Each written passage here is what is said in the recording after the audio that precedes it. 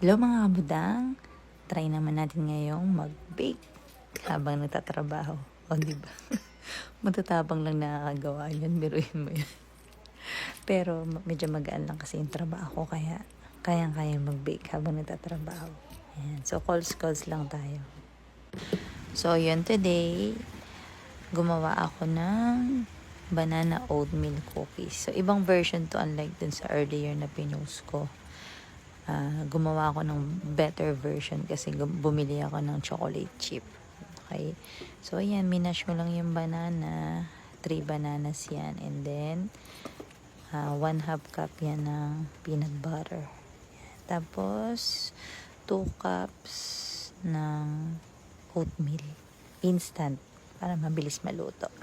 So, yan. Minix-mix ko lang siya hanggang sa mag-well combined. Okay? So, makikita nyo magbubuo siya. Ayan.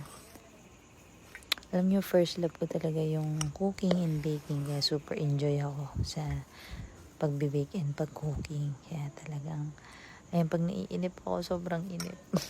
Gusto ko yung ginagawa ko na yan. Gladly talaga na magaan lang yung trabaho ko. Habang nagko-calls, nakagawa ako ng cookies. So, ayan, nilagyan ko na siya ng special chocolate chip ko. Tapos, finorm ko na siya ng bilog-bilog. So, yan. Nag-scoop lang ako. Wala akong scooper. Kaya, yan na lang. Tansya-tansya na lang. Kaya, yan. Binilog-bilog ko lang. Tapos, finlat ko siya. And then, yan. Same procedure lang hanggang sa maubos nyo ang inyong mixture.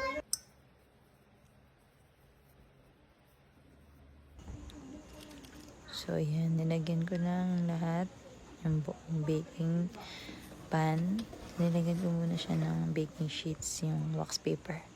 Para hindi namikit. So, yun na. Niluto ko lang for 10 to 15 minutes sa 180 degrees Celsius lang.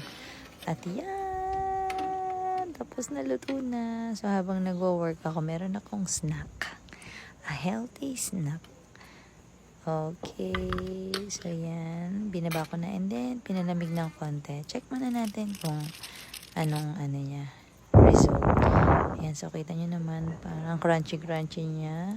Ang ganda ng texture niya outside. And then, oh, soft and chewy inside. Ang ganda-ganda ng mga chocolate chip, diba? Design at saka pampasarap. Yan. So, perfect partner ito sa kape. Okay. So, ito na. Tikiman time.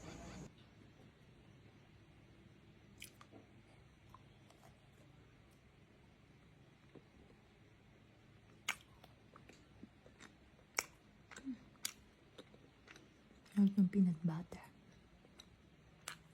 Malambot lang siya.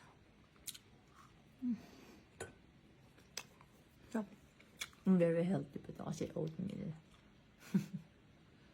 Bye!